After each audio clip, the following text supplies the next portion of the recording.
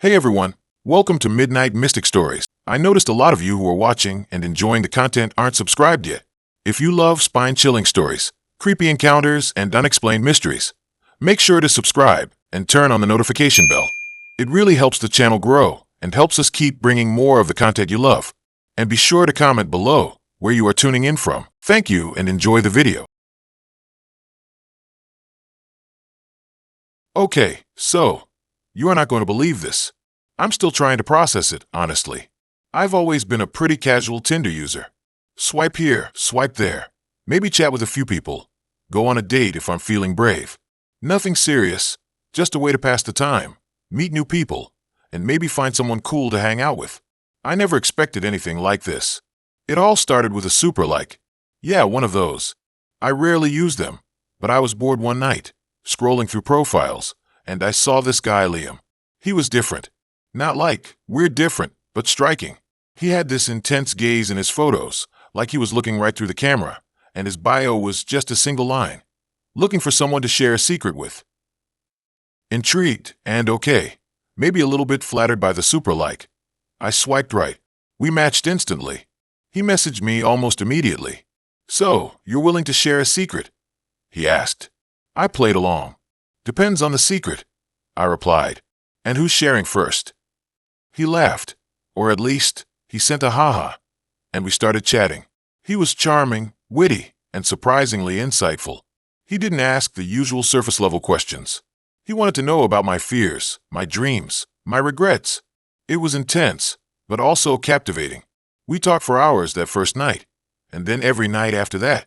We quickly moved off Tinder to texting, and then to phone calls. I found myself looking forward to his messages, his voice. He was unlike anyone I had ever met.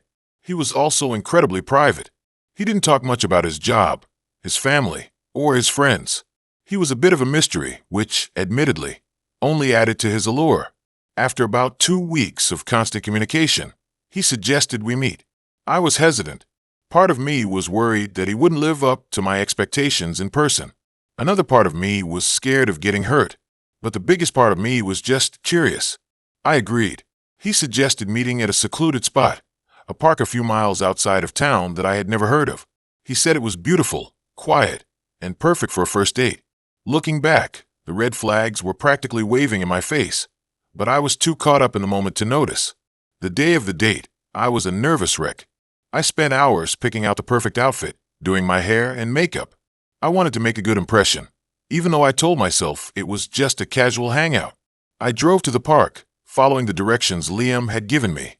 The road got narrower and bumpier as I got further away from the main highway. The park itself was deserted. Not a single person in sight. It was a beautiful place, with tall trees, a winding stream, and a canopy of leaves overhead. But it also felt isolated. I parked my car and waited, checking my phone every few seconds. Liam was late. After about half an hour, I started to get worried. I texted him, but he didn't reply. I called him, but it went straight to voicemail. I was about to leave when I saw him. He emerged from the trees, walking towards me with a smile on his face. He looked even more striking in person than he did in his photos. He was tall, with piercing blue eyes and a charming smile. "Sorry I'm late," he said, his voice smooth and melodic. I got a little lost. I brushed off my concerns and smiled back. "No problem," I said. I was starting to think I'd been stood up. We started walking, following a path that led deeper into the woods. He told me about his travels, his hobbies, his love of art and music. He was fascinating to listen to. I found myself completely drawn in by his stories. We stopped by the stream, sitting on a fallen log, and talked for what felt like hours. He asked me about my life, my dreams, my fears. I found myself opening up to him in a way that I hadn't opened up to anyone before. It was like he had unlocked something inside of me, a part of myself that I had kept hidden away. As the sun began to set, he turned to me, his eyes filled with an intensity that made my heart race. "I have a secret to share with you," he said, his voice barely a whisper. I leaned in, eager to hear what he had to say. "I'm not who you think I am," he said. A chill ran down my spine. "What do you mean?" I asked, my voice trembling slightly. He hesitated for a moment, then reached into his pocket and pulled out a small object. It was a silver locket, intricately carved with symbols, that I didn't recognize. He opened the locket, revealing a tiny photograph. It was a picture of me. But it wasn't a recent picture. It was a picture from my childhood, one that I hadn't seen in years. "How did you get that?" I asked, my voice barely audible. "I've been watching you for a long time," he said, his eyes never leaving mine. "I know everything about you." My blood ran cold. I tried to stand up, to run away, but he grabbed my arm, his grip surprisingly strong. "Don't be scared," he said, his voice now laced with a sinister edge. "I'm not going to hurt you. I just want to be with you." I struggled against his grip, but he wouldn't let go. He pulled me closer, his face inches from mine. "We're meant to be together," he whispered. "I know it. You know it." I was terrified. I didn't know what to do. I screamed, but no one could hear me. We were too far away from everything. He laughed, a cold, chilling sound that echoed through the trees. "No one can help you now," he said. He started to kiss me, but I turned my head away. He got angry, his grip tightening on my arm. "Don't fight me," he said. "It will be so much easier if you just give in." I refused. I kicked him in the leg, hard, and he stumbled backwards. I seized the opportunity and ran. I ran as fast as I could, not knowing where I was going, just trying to get away from him. I could hear him behind me, crashing through the trees, getting closer. I tripped and fell, scraping my knees on the ground. I scrambled to my feet and kept running. Finally, I saw the edge of the park, the road that led back to my car. I ran towards it, adrenaline coursing through my veins. I reached my car, fumbled with the keys, and finally managed to unlock the door. I jumped inside, locked the doors, and started the engine. I drove away as fast as I could, not daring to look back. I didn't stop driving until I reached the city. I went straight to the police station and reported what had happened. They took my statement and promised to investigate, but they didn't seem to take me seriously. They said it was probably just a misunderstanding, a bad day gone wrong. I knew it was more than that. I knew that Liam was dangerous. I haven't heard from him since that night, but I still can't shake the feeling that he's watching me. I deleted Tinder, changed my phone number, and moved to a new apartment. But I still look over my shoulder wherever I go. I still have nightmares about that night in the park. I'll never trust anyone I meet online again. This is the thing. I can't believe it actually happened to me. I will never meet anyone online again. I don't go out by myself anymore, and I'm taking self-defense lessons. And I had to get a therapist. Please be careful with these apps. You won't believe what can happen to you. I still can't even wrap my head around this Tinder experience. It's been almost a year, and I still get a shiver down my spine whenever I think about it. You know how you can meet people online and think you know them, but you really don't? This was that on steroids. I was fresh out of a really messy breakup and figured, hey, why not? Maybe a little casual dating will be good for me. My profile was pretty standard. A couple of decent pictures, a witty bio about loving hiking and hating olives, the usual. I wasn't looking for anything serious, just some fun, you know? Then I matched with him. Liam. He was ridiculously attractive, like model-level attractive. Dark hair, piercing blue eyes, a jawline that could cut glass. His profile was minimal, just a couple of professional-looking photos and the line. Looking for someone to explore the city with. I usually swipe left on guys who seem too good to be true, but something about him was just intriguing. We started chatting, and he was charming, intelligent, and surprisingly down to earth. We talked about everything, our favorite movies, our dream travel destinations, our embarrassing childhood stories. He was a great listener, always asking thoughtful questions and genuinely engaging with what I had to say. After a few days of intense texting, he suggested we meet up for coffee. I was hesitant at first. I'm always a little nervous meeting people from online, but he seemed so genuine, and I was honestly excited to meet him in person. Our first date was perfect. We met at a cute little coffee shop downtown, and the conversation flowed effortlessly. He was even more attractive in person, and his energy was infectious. We laughed, we joked, we discovered a million things we had in common. We ended up walking around the city for hours, exploring hidden alleyways, and stumbling upon cool little shops. It felt like something out of a movie. We started seeing each other regularly after that. We went to concerts, museums, fancy restaurants, and dive bars.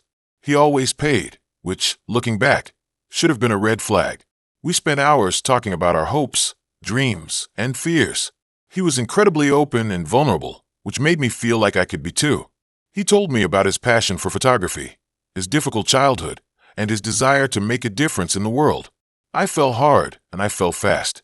I know. I should have been more cautious, but he made me feel so safe and comfortable. After about a month of dating, things started to get weird. Subtle things at first. He became increasingly possessive, wanting to know where I was and who I was with at all times. He started showing up unannounced at my apartment, saying he just wanted to surprise me. He would get jealous if I even mentioned other guys, even if they were just friends or co-workers. I tried to brush it off, telling myself that he was just really into me. But the feeling of unease kept growing. He started asking really personal questions about my past relationships, probing for details about my exes. He would get angry and accusatory if I didn't answer to his liking. One night, we were at a party, and I was talking to an old friend from college. Liam came over and pulled me away, saying that I was ignoring him. He accused me of flirting with my friend and started yelling at me in front of everyone. I was mortified. That was the first big red flag that I couldn't ignore. I knew something was seriously wrong. I tried to talk to him about his behavior, but he would always deflect or deny it. He would say that I was being paranoid or that I was overreacting.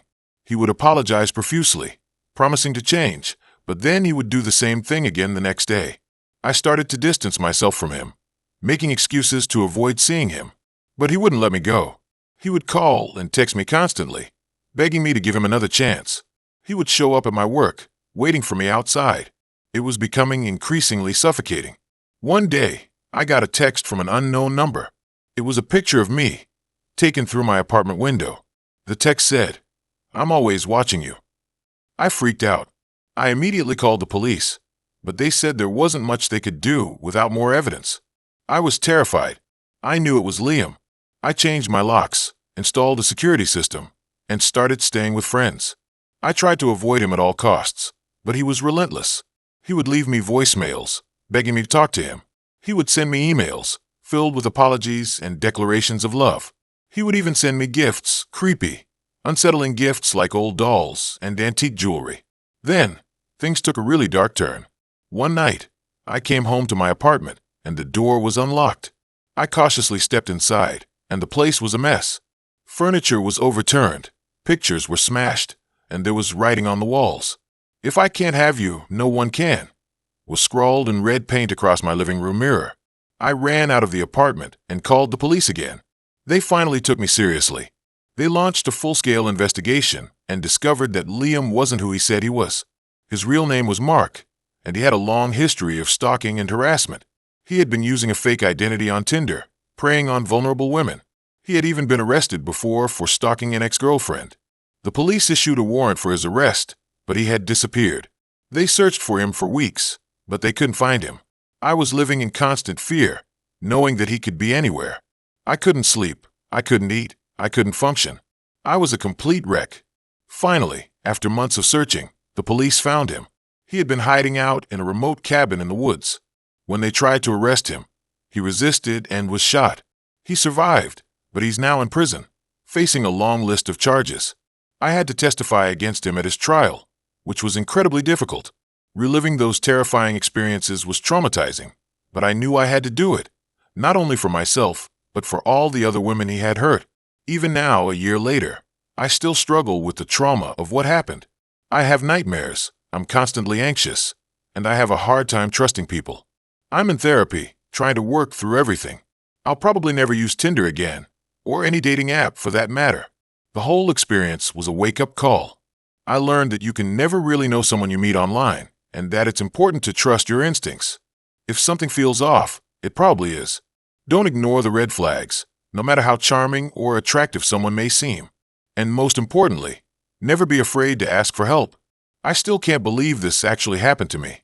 It feels like something out of a movie, but it was real, and it changed my life forever. I'm sharing my story in the hope that it will help other women stay safe and be aware of the dangers of online dating. Be careful out there, ladies. You never know who's on the other side of that screen. I hope that no one else ever goes through anything close to what I went through. He ruined my life and changed me forever. Hey, listen, I'm not usually one to share stuff like this, especially not online. But after everything that happened, I feel like I have to. Maybe it'll help someone else avoid the same mess I got myself into. This is about Tinder, and it's about how something that started as a way to kill time on my lunch break turned into a full-blown, life-altering cautionary tale. I was going through a rough patch, freshly single, working a dead-end job I hated, and generally feeling like I was stuck in a rut. All my friends were coupled up, buying houses, and posting engagement photos on Instagram.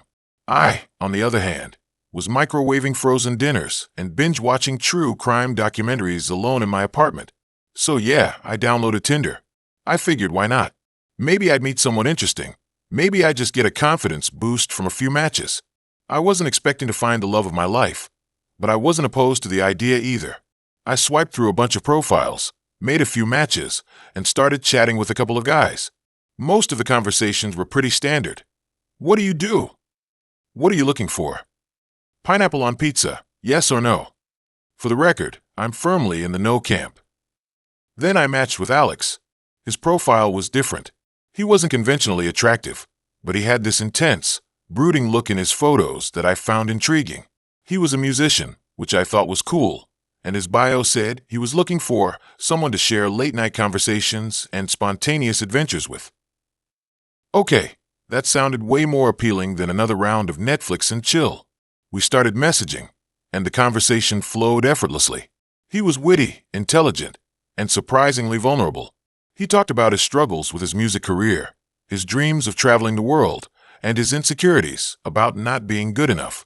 I found myself drawn to his honesty and his artistic soul.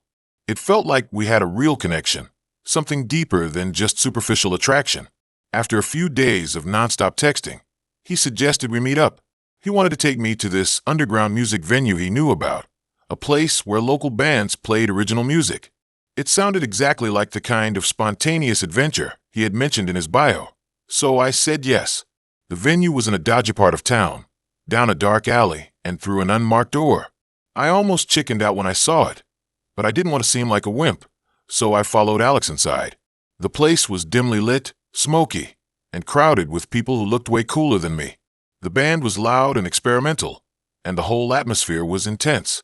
Alex seemed in his element. He introduced me to some of his musician friends, and they were all really friendly and welcoming. We drank cheap beer, listened to the music, and talked for hours.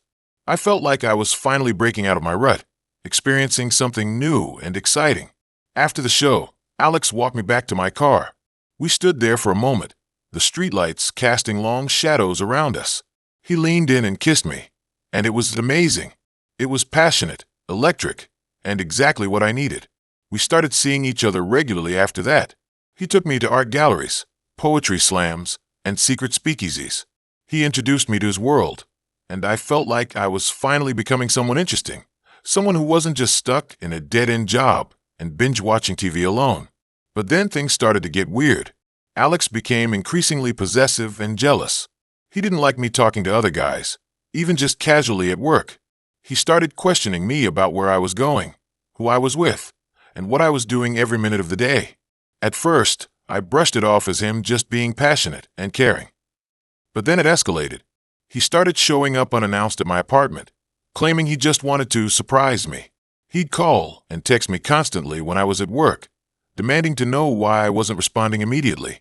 I tried to talk to him about it, to tell him that his behavior was making me uncomfortable, but he'd always turn it around on me, accusing me of not caring about him, of not appreciating his love. He'd say things like, "I'm just trying to protect you," or "I don't want to lose you." I started feeling trapped. I wanted to break up with him, but I was scared. I was scared of how he'd react, scared of what he might do. He had this unpredictable intensity about him that made me uneasy. One night, I was at a friend's birthday party. I hadn't told Alex about it because I knew he'd get jealous. I was having a good time, laughing and dancing with my friends, when I saw him standing in the doorway. He didn't say anything. He just stood there, staring at me with this cold, accusatory look in his eyes. I felt my stomach drop. I knew I was in trouble. I excused myself from my friends and went outside to talk to him. He immediately started yelling at me, accusing me of lying to him, of cheating on him. He was so loud and aggressive that people started staring. I tried to calm him down, to explain that I just wanted to have a night out with my friends. But he wouldn't listen. He grabbed my arm and started pulling me towards his car. I panicked. I knew I had to get away from him. I yanked my arm free and ran back inside the party. He followed me, still yelling and shouting. My friends saw what was happening and intervened. They physically blocked him from getting to me and told him to leave. He finally backed down, but not before glaring at me one last time. I was shaken and terrified. I knew I couldn't stay with him any longer. The next day, I packed my bags and moved back in with my parents. I blocked Alex's number, deleted him from all my social media accounts, and tried to disappear. But he wouldn't let me go. He started creating fake profiles on social media to try and contact me. He'd send me messages pretending to be other people, trying to trick me into talking to him. He even started showing up at my parents' house, lurking outside and watching me. I was living in a constant state of fear. I didn't know what he was going to do next. I felt like I was being stalked, like I was being hunted. Finally, I went to the police. I told them everything that had happened, showed them the messages and the photos of him lurking outside my house. They took my report seriously and issued a restraining order against him. For a while, it seemed like the restraining order worked. I didn't see or hear from Alex for several months. I started to relax, to feel like I was finally safe. But then, one night, I got a text message from an unknown number. It was a picture of me, taken through my bedroom window. The message said, "I'm always watching." I was terrified. I knew it was him. He had found a way to get to me again. I called the police, but they couldn't do anything. They said there wasn't enough evidence to prove it was him, that it could have been anyone. I felt helpless. I didn't know what to do. I was trapped in a nightmare, and there was no way out. Then, one day, I got a letter in the mail. It was from Alex. He apologized for everything he had done, said he was sorry for hurting me. He said he still loved me, that he couldn't live without me. He ended the letter by saying, "I'll be waiting for you." I knew what he meant. He wasn't going to stop. He was going to keep stalking me, keep harassing me, until he finally got what he wanted. I decided I couldn't live like that anymore. I had to take matters into my own hands. I hired a private investigator. I told him everything that had happened, gave him all the evidence I had. He agreed to help me, to find a way to stop Alex once and for all. The investigator spent weeks tracking Alex, gathering information about his activities. He discovered that Alex had a history of stalking and harassing women, that he had a pattern of obsession and control. He also found out that Alex had been planning to leave the country, to escape the restraining order and start a new life somewhere else. The investigator alerted the police, and they were finally able to arrest Alex. He was charged with stalking, harassment, and violation of the restraining order. He was eventually convicted and sentenced to several years in prison. I was relieved, but I was also scarred. The experience had changed me, had made me more cautious and distrustful. I knew I'd never be able to trust someone completely again. I'm sharing this story as a cautionary tale. Be careful who you meet online. Don't ignore red flags. Trust your gut. And if you ever feel like you're in danger, don't be afraid to ask for help. Tinder can be a fun way to meet new people, but it can also be a dangerous place. Protect yourself. Be smart. And don't let my story happen to you. I never thought this would happen to me, but here I am, sitting in a brightly lit police station, the fluorescent lights buzzing like angry wasps, replaying the last 6 months of my life, like a warped VHS tape. It all started with a swipe right. Just one innocent swipe. I was fresh out of a messy breakup, feeling lonely and a little pathetic. My friends kept telling me to get back out there, so I begrudgingly re-downloaded Tinder. I set my radius to a reasonable distance, uploaded some decent pictures, mostly flattering angles and strategically cropped vacation shots, and wrote a bio that was equal parts witty and self-deprecating. You know the drill. Most of the matches were the usual suspects: gym selfies, guys holding fish, and bios that read like a shopping list of desired qualities. But then I came across Liam. His profile was different. No shirtless photos, no cliches. Just a few candid shots of him hiking, playing guitar, and one of him volunteering at an animal shelter. His bio was simple: looking for someone to share adventures with. I swiped right without hesitation. We matched instantly. Our conversation started slow and steady.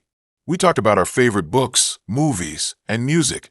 We discovered we both loved obscure indie bands and had a shared passion for hiking. He seemed genuine, intelligent, and kind. Everything I was looking for. After a week of chatting, we decided to meet for coffee. He suggested a small, independent cafe downtown. I was nervous, but excited. When I saw him waiting outside, I felt a sense of relief wash over me. He looked even better in person. He had kind eyes, a warm smile, and an easygoing demeanor that instantly put me at ease. The date went perfectly. We talked for hours, laughing and sharing stories. There were no awkward silences, no forced conversations. It felt like we had known each other for years.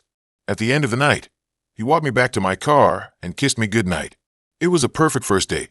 Over the next few weeks, Liam and I became inseparable. We went on hikes, saw movies, cooked dinners together, and spent hours talking about everything and nothing. He was attentive, thoughtful, and always made me feel special. I was falling hard and fast. He started staying over at my apartment more and more often. Eventually, he practically moved in. I didn't mind. I loved having him around. He was my best friend and my lover. I thought I had finally found my person. That's when things started to get weird. It started subtly. Little things that I initially brushed off as coincidences or quirks. He started asking a lot of questions about my past, specifically about my previous relationships.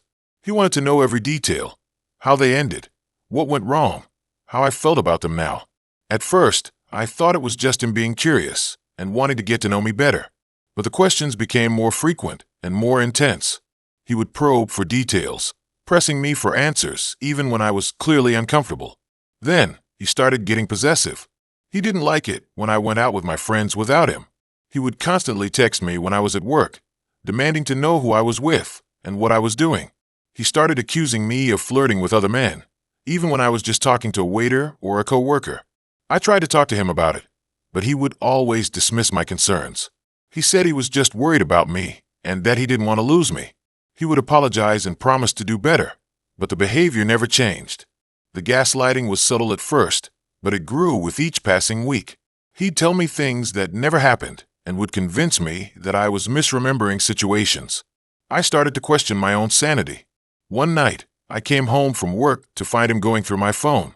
He was sitting on the couch, scrolling through my messages, his face contorted with anger. When he saw me, he jumped up and started yelling. He accused me of cheating on him, of lying to him, of betraying him. He said he knew I was still in love with my ex and that I was only using him. I tried to defend myself, but he wouldn't listen. He was convinced that I was lying. The argument escalated quickly. He started throwing things, smashing dishes, and kicking furniture. I was terrified. I had never seen him like this before. I tried to calm him down, but it only made him angrier. He cornered me in the kitchen, his eyes burning with rage. He grabbed my arm, squeezing it so tightly that I cried out in pain. He told me he loved me, but that he couldn't control his anger. He said I was making him crazy. I managed to break free and run out of the apartment. I didn't stop running until I reached my friend Sarah's house. I was shaking, crying, and barely able to speak. Sarah took me in and listened to everything that had happened. She was horrified. She told me I needed to leave him, that I was in danger. She helped me pack a bag and drove me to a women's shelter. I spent the next few weeks hiding out at the shelter, trying to piece my life back together. I filed a restraining order against Liam and started seeing a therapist. I was traumatized, but I was safe. Then, I received a call from the police. They told me they had found Liam. He was dead. He had committed suicide. I was shocked. I didn't know what to feel. I was relieved that he couldn't hurt me anymore, but I was also heartbroken that he was gone. I couldn't help but wonder if I could have done something to prevent it. The police started investigating Liam's past. They discovered that he had a history of domestic violence and had been abusive to previous partners. They also found evidence that he had been stalking me for months before we even met. He had created fake social media profiles to monitor my online activity. He had hacked into my email account and read my personal correspondence. He had even installed spyware on my phone to track my location. He wasn't the man I thought I knew. He was a dangerous, manipulative stalker who had been carefully orchestrating my life for months, and I had fallen right into his trap. Now, sitting here in this sterile police station, surrounded by the cold, hard reality of what happened, I'm left with a profound sense of fear and vulnerability. I never thought I would be a victim of online dating gone wrong. I never thought someone could so easily infiltrate my life and turn it into a living nightmare. The detective assigned to the case walks in, his face grim. He tells me they found a journal in Liam's apartment. It's filled with obsessive entries about me, detailing his plans to control and manipulate me. He hands me a transcript of one entry. It reads, "She thinks she knows me, but she doesn't. I've been watching her for months. I know everything about her. Her hopes, her dreams, her fears. She's perfect. She's mine. And I won't let anyone take her away from me." A shiver runs down my spine. The words are chilling, a stark reminder of the danger I narrowly escaped. I realize that I was lucky to get out alive. The detective tells me they're closing the case. With Liam dead, there's nothing more they can do. He offers me his condolences and tells me to stay safe. As I walk out of the police station, I feel a sense of relief, but also a lingering sense of fear. I know that Liam is gone, but the trauma will stay with me forever. I don't know if I'll ever be able to trust someone again. I don't know if I'll ever be able to feel safe again. But I do know one thing. I'll never swipe right on Tinder again. The risk is just too great.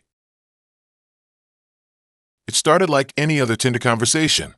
A quick swipe right based on a semi-decent profile picture. Hiking gear, good. A witty bio. Something about hating Mondays. Relatable. And a mutual match. His name was Ben. His profile wasn't particularly memorable. Just a regular-looking guy with a friendly smile and a couple of photos that suggested an outdoorsy lifestyle. Standard Tinder fare. "Hey," I messaged, keeping it breezy. "Hey, what brings you to this digital meat market?" He replied almost instantly. I chuckled. Just looking for someone to complain about Mondays with, I guess. And that was it. The conversation flowed easily from there. We talked about our jobs. He was a software developer. Our favorite hiking spots. He had a few I hadn't heard of. And our shared love of bad puns. He seemed normal. Refreshingly so, compared to some of the creeps and weirdos I'd encountered on the app. After a few days of chatting, we decided to meet up for coffee. Again, standard. Coffee is the universal first date, a low-stakes way to see if there's any actual chemistry. I wasn't expecting much, but I was also open to the possibility of something more. The coffee date went well. He was just as funny and engaging in person as he was online. We talked for hours, about everything and nothing.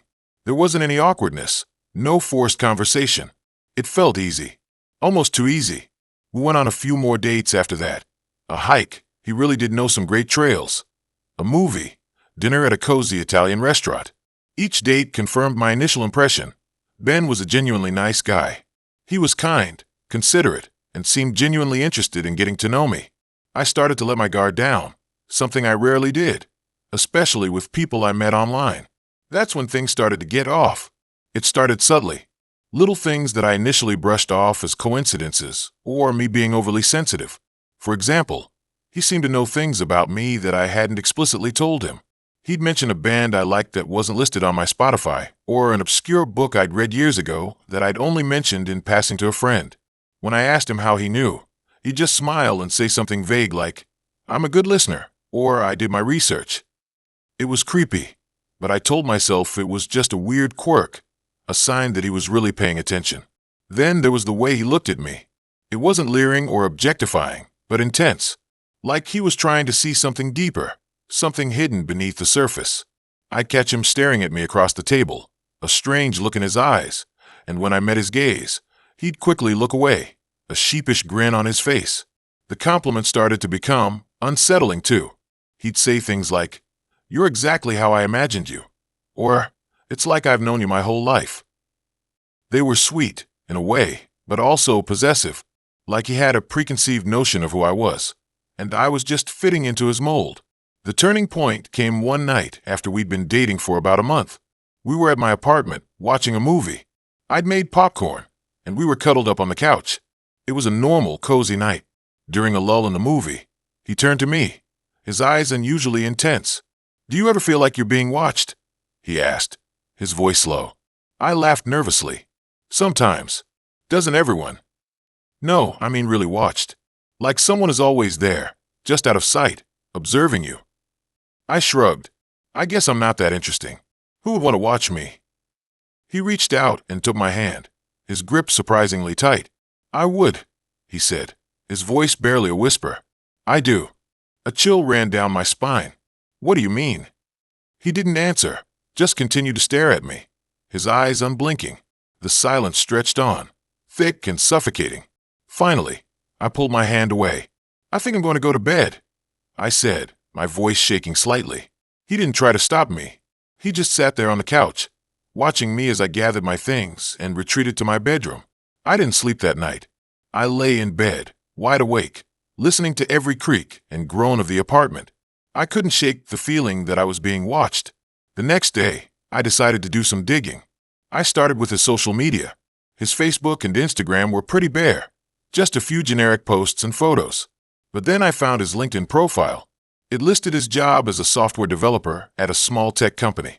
I Googled the company, and it seemed legit, but something still felt off. I kept digging. I searched his name online, trying different variations and spellings. And that's when I found it. A news article. A small, local story about a man named Benjamin Carter, who had been arrested years ago for stalking a woman. The charges had eventually been dropped due to lack of evidence, but the details of the case were chilling. He had been obsessed with a woman, following her everywhere, hacking into her email and social media accounts, and even planting hidden cameras in her apartment. The article included a photo of Benjamin Carter. It was an older photo, but it was unmistakably Ben. My blood ran cold. I felt sick to my stomach. I had been dating a stalker. I immediately blocked him on Tinder, deleted his number, and changed all my passwords. I called my best friend and told her everything. She urged me to go to the police, but I hesitated. The charges against him had been dropped before, and I didn't have any concrete evidence that he was stalking me now. But I knew I had to do something. I couldn't just sit back and wait for him to escalate. I decided to confront him. I know. It was a stupid idea.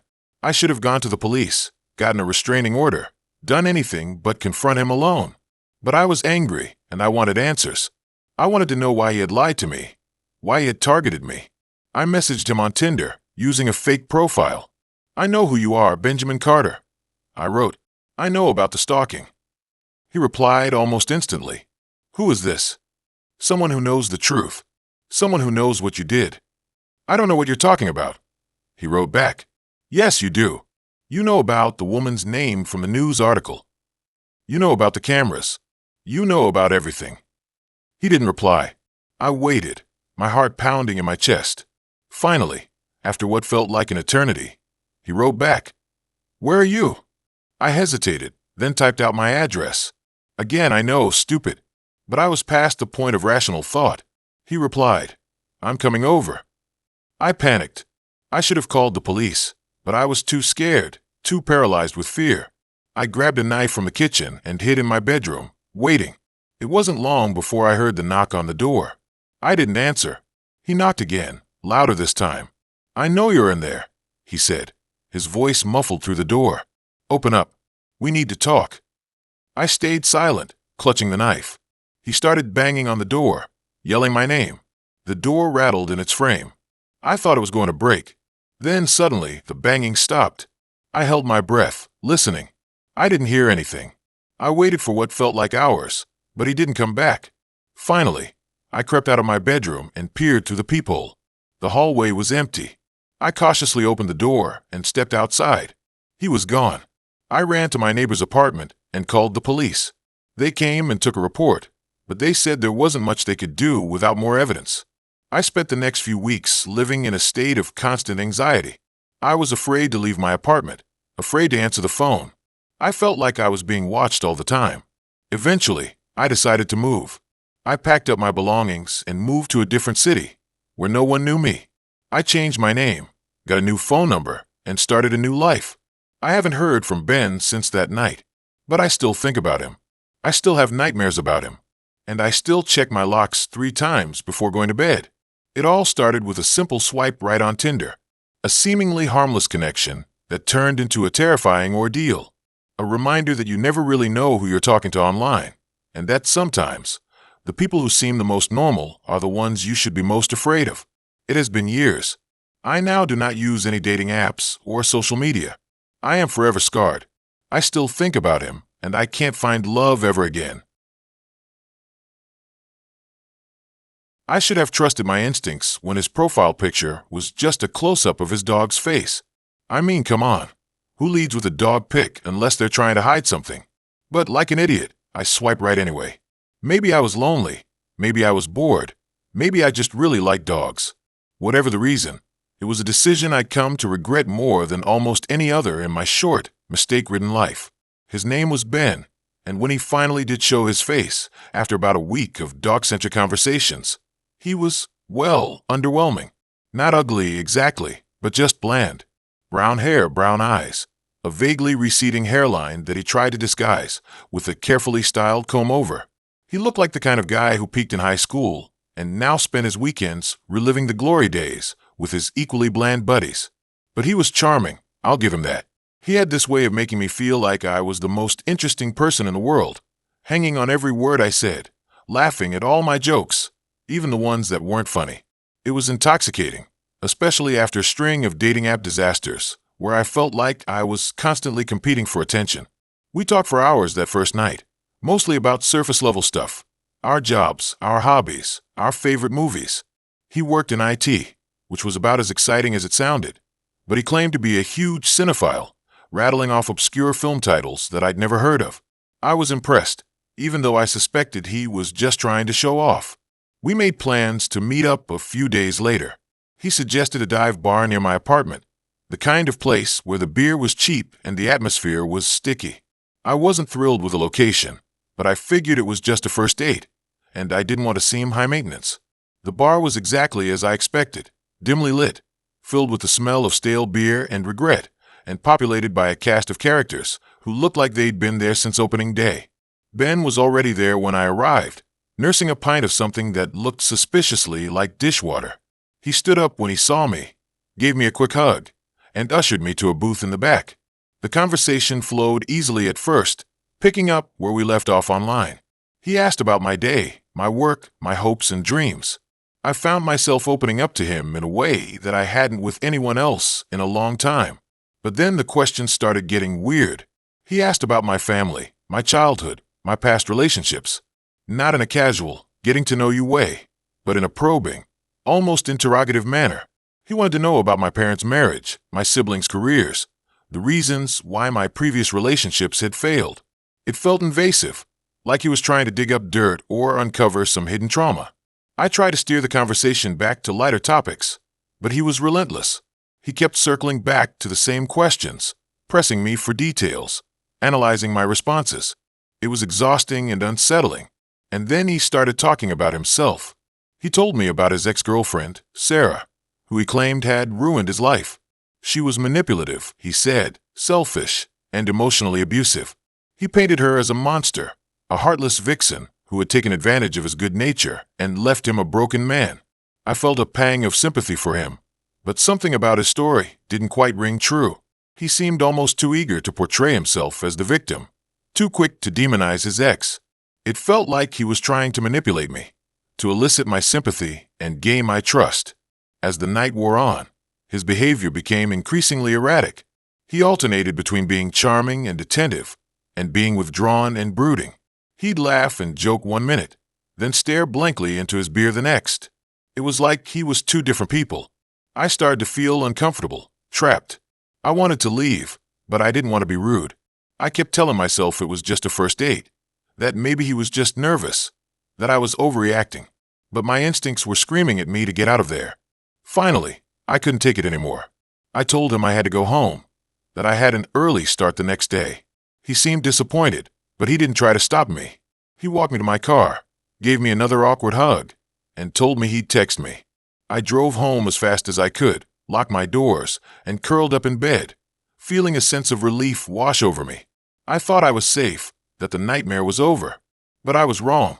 The next morning, I woke up to a barrage of text messages from Ben. They started out sweet and apologetic, saying he was sorry if he had been weird the night before, that he really liked me and wanted to see me again. But as the day went on, the messages became more intense, more desperate. He started asking where I was, who I was with, what I was doing. He accused me of ignoring him, of playing games, of being just like Sarah. I tried to ignore him, to block his number, but he kept finding ways to contact me. He created new profiles on Tinder, messaged me on Instagram, even emailed me at work. It was relentless. I was terrified. I realized that I had made a mistake, a huge mistake. I had let this man into my life, and now he wouldn't leave me alone. I started to see him everywhere. I'd catch glimpses of him on the street, in the grocery store, even outside my apartment building. I couldn't be sure it was him, but I felt like I was being watched. I was afraid to go out, afraid to be alone. I felt like I was living in a horror movie, waiting for the moment when the monster would finally reveal himself. I went to the police, but they said there was nothing they could do. He hadn't threatened me, hadn't physically harmed me. He was just being annoying, they said, a lovesick puppy who needed to be told to go away. They advised me to block him on all social media platforms and to avoid contact with him at all costs. They said that if he escalated, if he made any threats, I should call them immediately. But I knew that wasn't enough. I knew that he wouldn't stop, that he was obsessed with me, that he was capable of anything. I decided to take matters into my own hands. I started researching stalking laws, learning about the legal options available to me. I documented every interaction I had with Ben, every text message, every email, every sighting. I installed security cameras in my apartment, changed my locks, and started carrying pepper spray. I took self-defense classes, learned how to fight back if he ever tried to hurt me. I became paranoid, vigilant, constantly looking over my shoulder. I felt like I was living in a prison of my own making. But I refused to be a victim. I refused to let him control my life. Finally, after months of stalking and harassment, I had enough evidence to file a restraining order against him. The court granted my request, ordering him to stay away from me, my home, and my workplace. I thought it was over, that I was finally safe. But a few weeks later, I came home from work to find my apartment door ajar. My heart stopped. I knew he had been there. I cautiously entered the apartment, my hand gripping the pepper spray in my pocket. The place was a mess. Furniture was overturned, drawers were pulled out, clothes were strewn across the floor. And then I saw it, on my bedroom wall, scrawled in red lipstick, were the words, "I told you Sarah ruined me." He had broken into my apartment, vandalized my belongings, and left me a message. He was escalating. I called the police, but they were slow to respond. By the time they arrived, he was long gone. I knew that I couldn't stay there, not anymore. I was no longer safe. I packed a bag, grabbed my pepper spray, and fled. I didn't know where I was going, but I knew I had to get away from him. I spent the next few weeks bouncing from hotel to hotel, terrified that he would find me. I changed my phone number, closed my social media accounts, and tried to disappear. But he was always one step ahead of me. He'd leave messages on my car, send emails to my work, and post in the comments of some of my old social media. It was a reminder he was always there. Finally, I decided to confront him. I knew it was risky, but I couldn't keep running. I needed to put an end to this, once and for all. I arranged to meet him at a secluded park outside of town, figuring that if he wanted to hurt me, at least I'd have a fighting chance. When I arrived, he was already there, waiting for me. He looked different than I remembered. He was gaunt, disheveled, and his eyes were wild with rage. He started yelling at me, accusing me of ruining his life, of turning him into a monster. He said he loved me, that he just wanted me to understand him. I tried to reason with him, to tell him that he needed help, that he couldn't keep living like this.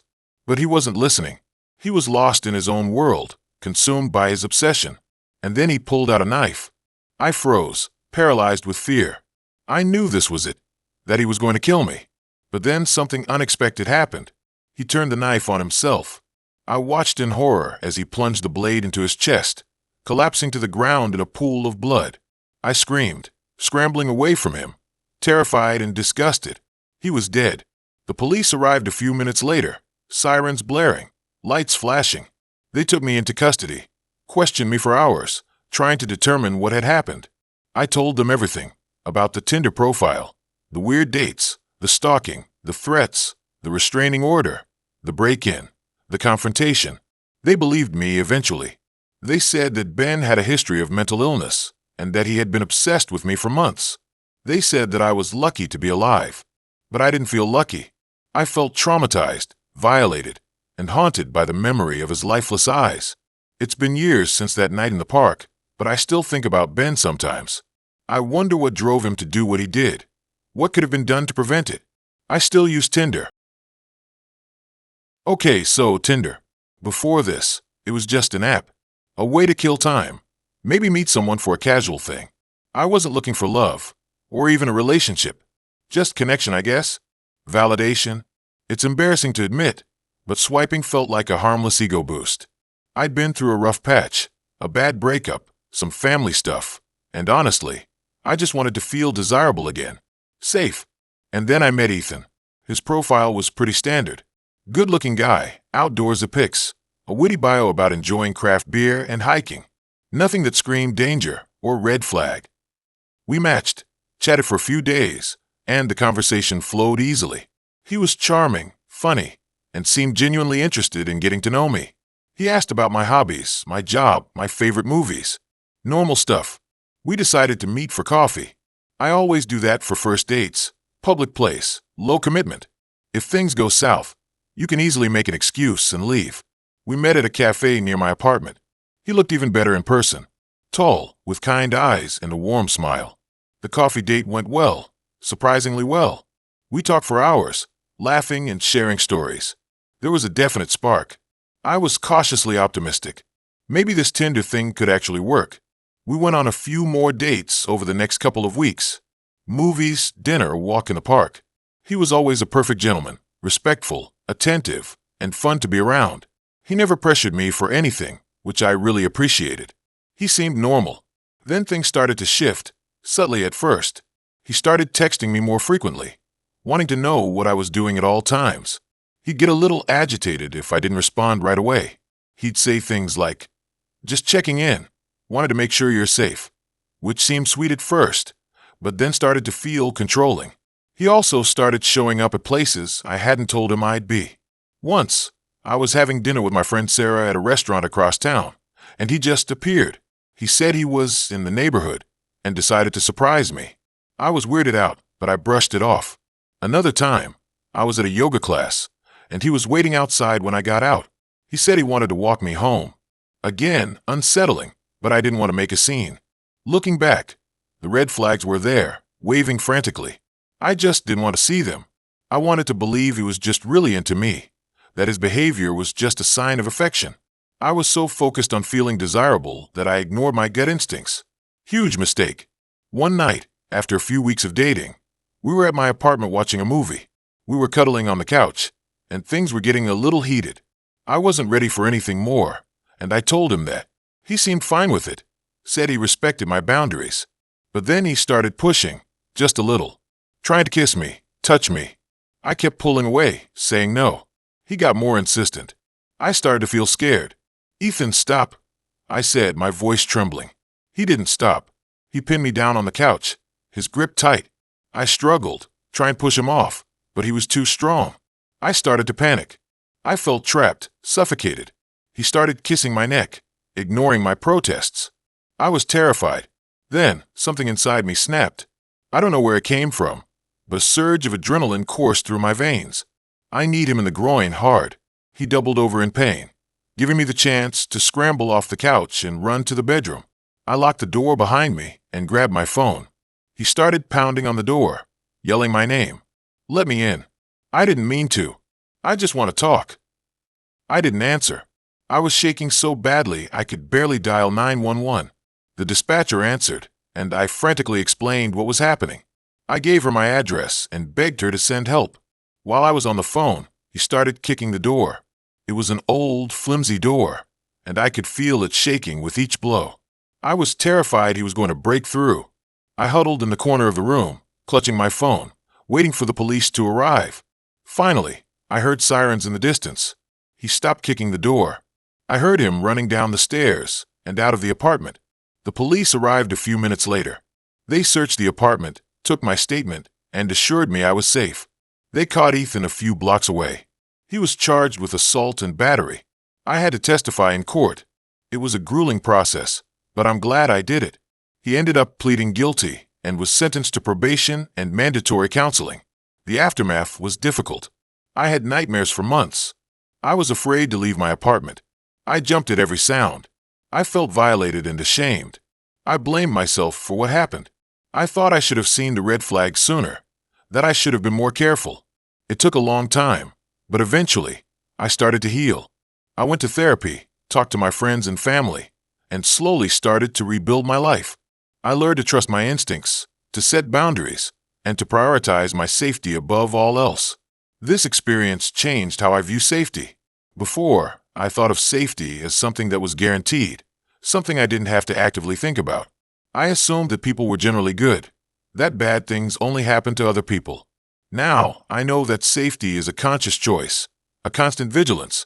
It's about being aware of your surroundings, trusting your gut, and taking steps to protect yourself. I'm not saying that everyone on Tinder is a potential predator. I know plenty of people who have met their partners on dating apps.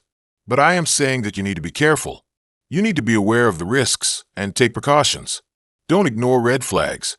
Don't be afraid to say no. And always trust your gut. I still use dating apps occasionally, but I approach them with a completely different mindset now. I'm much more selective about who I match with, and I'm much more cautious when meeting someone in person. I always meet in a public place for the first few dates, and I always let a friend know where I am and who I'm with. I also carry pepper spray, just in case. I learned a hard lesson, but I'm grateful for it. It taught me the importance of self-respect, self-preservation, and self-reliance. It taught me that I am responsible for my own safety, and that I have the power to protect myself. And it taught me that even in the darkest of times, there is always hope for healing and recovery. It's not easy, but possible. If I hadn't trusted my instincts that day, I might not be here to tell this story. And honestly, even now, years later, I still replay it in my head, wondering about the what-ifs and the alternate realities that could have unfolded. It all started, innocently enough, on Tinder. Back then, I was freshly divorced, navigating the messy waters of singledom after a decade of marriage. Tinder seemed like a low-pressure way to dip my toes back in the dating pool. Swiping, chatting, maybe grabbing a drink. Simple enough, right? I matched with this guy named Alex. He was conventionally attractive, with a winning smile and a bio that mentioned hiking and craft beer, two things I genuinely enjoyed. Our initial conversations were easy and engaging. He seemed intelligent, funny, and genuinely interested in getting to know me. We exchanged messages for a few weeks, building a rapport, before he suggested we meet up. He proposed a hike at a local state park, a spot I knew well and felt comfortable with. It seemed like a perfect first date, outdoors, casual, and in a public place. But as the day approached, something felt off. Not a glaring red flag, more like a persistent little voice in the back of my head whispering, "Be careful." I tried to brush it off. First date jitters, I told myself. I was probably just anxious about re-entering the dating world. But the feeling persisted, growing stronger as the hours ticked by. I found myself overthinking everything, his messages, his profile, even the location of the hike. It was like my intuition was working overtime, trying to warn me about something I couldn't quite put my finger on. The morning of the hike, I woke up with a knot in my stomach. I almost canceled, making up some lame excuse about a family emergency. But I didn't want to seem flaky or give in to my anxieties. I told myself I was being irrational and that I needed to face my fears. So I got dressed, packed a backpack with water and snacks, and drove to the park. When I arrived at the trailhead, Alex was already there, leaning against his car. He looked exactly like his pictures, maybe even more handsome in person. He greeted me with a warm smile and a hug that lingered a little too long. The knot in my stomach tightened. As we started hiking, the conversation flowed easily enough. We talked about our jobs, our hobbies, our families. He seemed genuinely interested in my life, asking thoughtful questions and listening attentively. But there was something about his gaze that made me uneasy. It felt too intense, too focused, like I was being studied, analyzed. About halfway through the hike, we reached a secluded clearing with a panoramic view of the surrounding mountains. It was a beautiful spot, but I couldn't shake the feeling of being isolated. We stopped to catch our breath and admire the scenery. Alex stepped closer to me, invading my personal space. "This is amazing," he said, his voice low and husky. "I'm so glad we did this." He reached out and gently brushed a strand of hair from my face. It was a seemingly innocent gesture, but it sent a jolt of alarm through my system. I instinctively recoiled, taking a step back. "Yeah, it's beautiful," I said, trying to sound casual. "But I think we should probably start heading back. It's getting late." He chuckled, a low, unsettling sound. "Why the rush? We're just getting started." He took another step closer, blocking my path. My heart started pounding in my chest. This was it. This was the moment my instincts had been warning me about. I knew, with absolute certainty, that something was wrong. I really need to go, I said, my voice trembling slightly. I have something I need to take care of.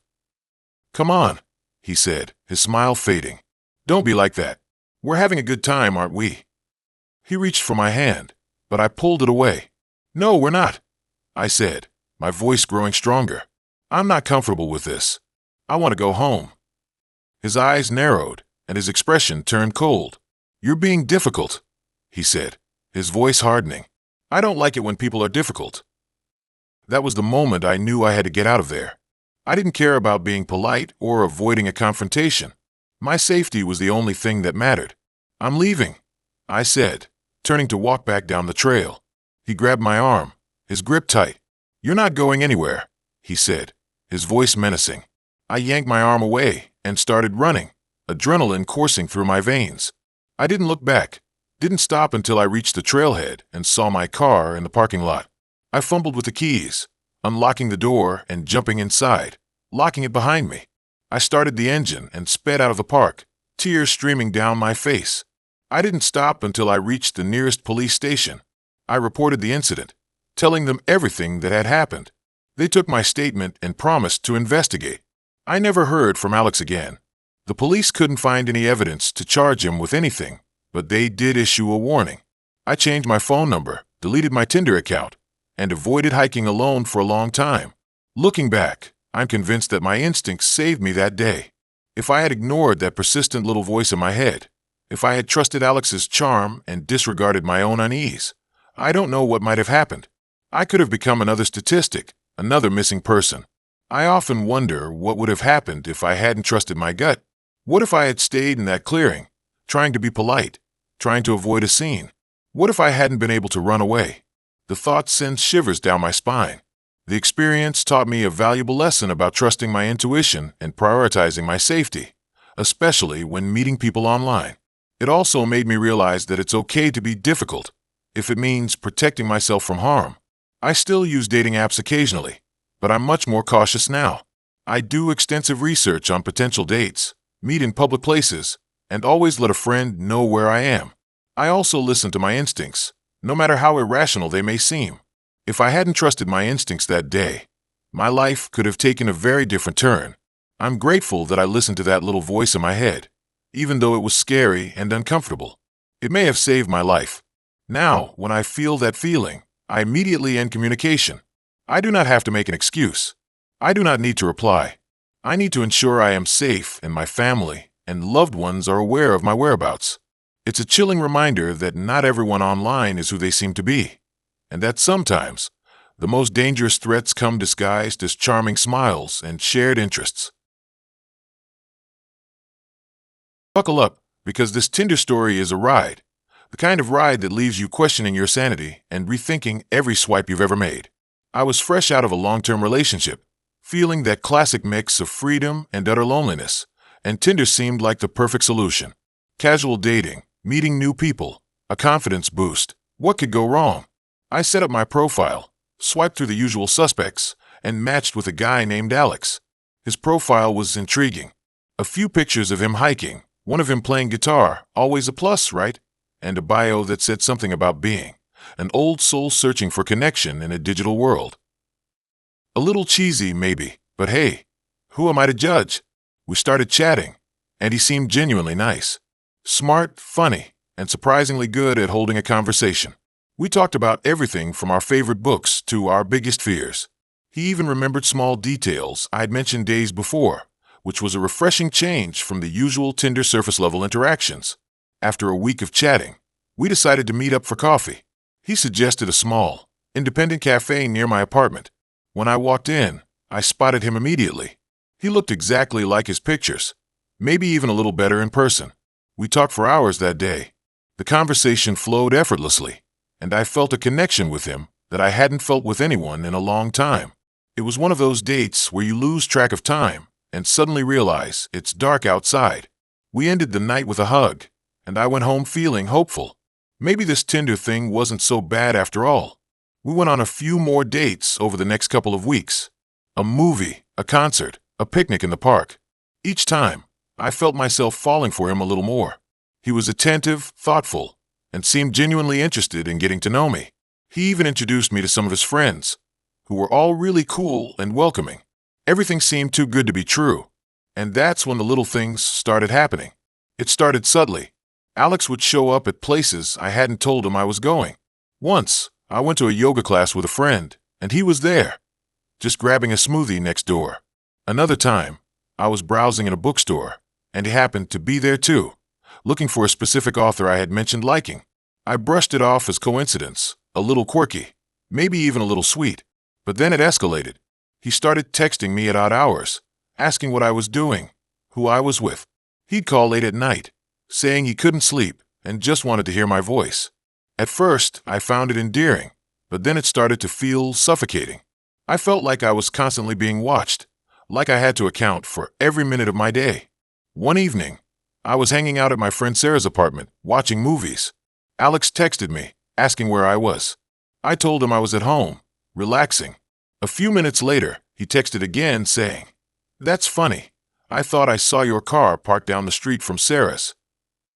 My blood ran cold. How did he know I was at Sarah's?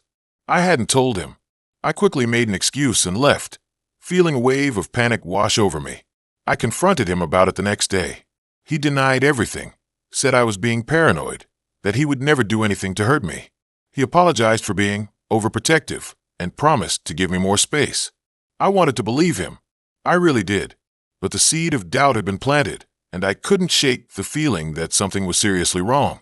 I started doing some digging. I looked him up online, trying to find more information about him. His social media profiles were surprisingly bare, with only a few posts and very few friends. There was something strange about his online presence, like he was deliberately trying to hide something. I even tried reverse image searching his pictures, but nothing came up. It was like he didn't exist before Tinder. That's when I decided to go to the next level. I asked Sarah to help me. She's a tech whiz and knows her way around the internet. I showed her Alex's pictures and told her about my suspicions. She agreed to help me investigate. A few hours later, she called me, her voice trembling. "I found something," she said, "but you're not going to like it." She had managed to find an old forum post from several years ago. The post was about a man named Alex who had been accused of stalking and harassing several women. The details in the post matched my Alex perfectly: his name, his age, his appearance. The women in the post described similar experiences: the constant texting, the showing up unannounced, the feeling of being watched. Some of them even claimed that he had broken into their homes. I felt sick to my stomach. I had been dating a stalker. And not just any stalker, but someone who had a history of harassing women.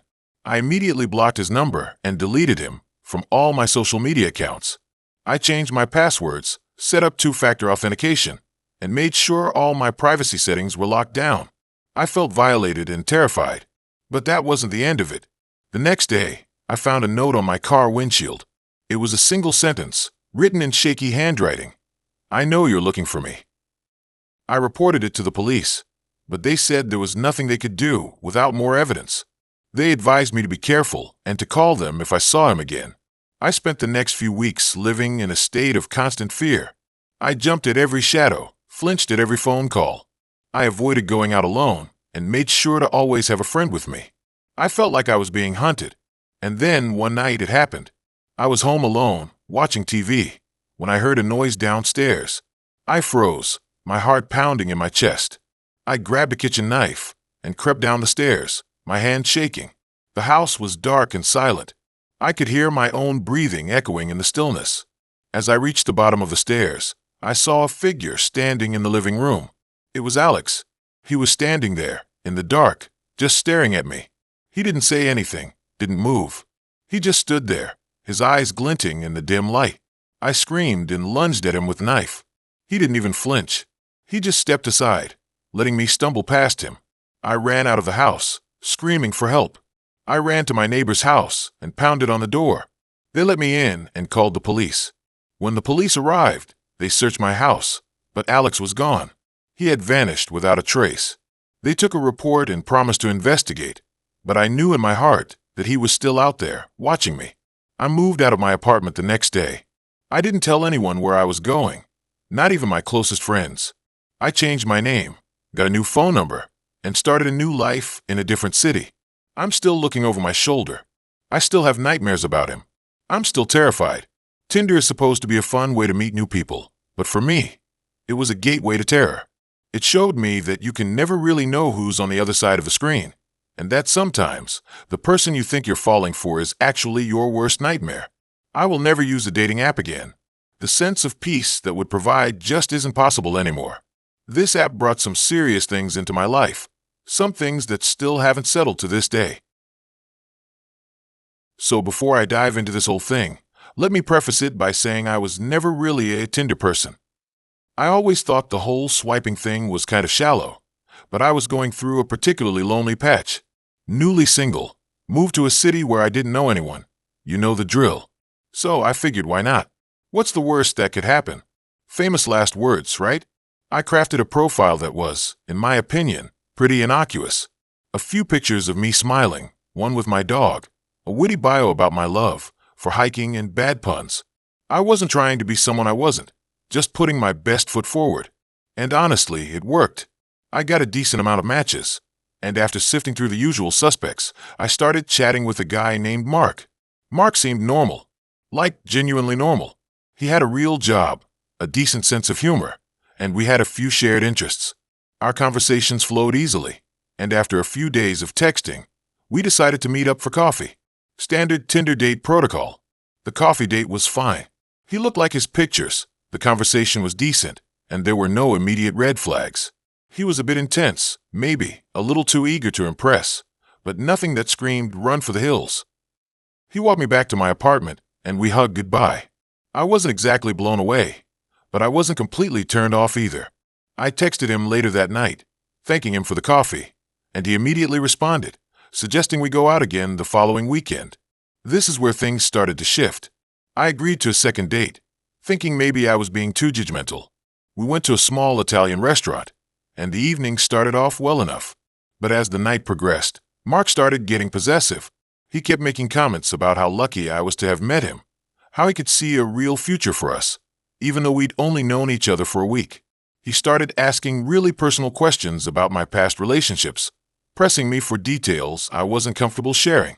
I tried to brush it off, change the subject, but he kept circling back, his tone becoming increasingly insistent. He even started making comments about my appearance, things like, "You look so much better without makeup," or "Don't you think that dress is a little too revealing?" It wasn't outright insulting, but it was definitely controlling. I started feeling really uneasy. My gut was screaming at me to get out of there, but I didn't want to be rude. I made up an excuse about having an early morning and asked him to take me home. He seemed annoyed, but he complied. The drive back to my apartment was silent and tense. He kept glancing at me, his expression unreadable. When we pulled up to my building, he didn't say anything, just sat there staring. I thanked him for the dinner and quickly got out of the car. As I was walking away, he called out my name. "I had a really great time," he said, his voice too loud. "I'll call you tomorrow." I forced a smile and mumbled something about being busy, then hurried inside. I locked the door behind me and leaned against it, taking a deep breath. I knew I wasn't going to see him again. I texted him the next day, politely telling him that I didn't think we were a good match. He responded instantly, bombarding me with messages. He accused me of leading him on, of being shallow, of not giving him a chance. He said he knew I was just playing hard to get, that I secretly wanted him. I blocked his number. I thought that would be the end of it. I was wrong. For the next few weeks, I started noticing things.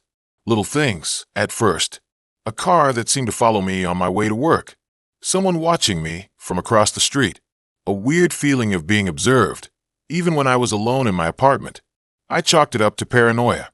I told myself I was just being overly sensitive, that I was letting one bad date get to my head.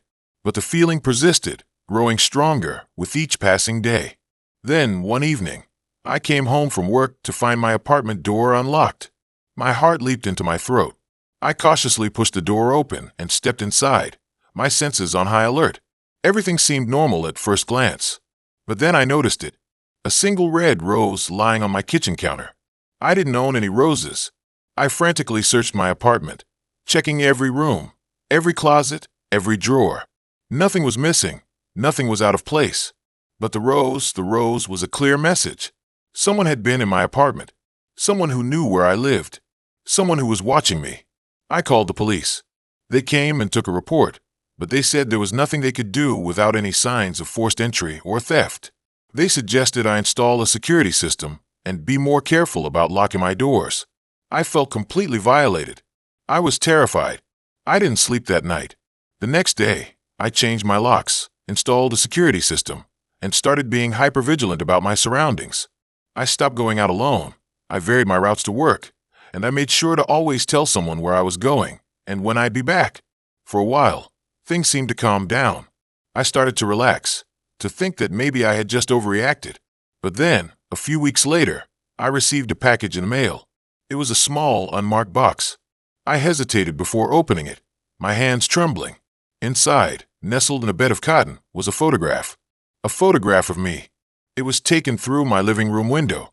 I was sitting on my couch, reading a book, completely unaware that someone was watching me. The message was clear. He was still out there. He was still watching. I went back to the police, showed them the photograph.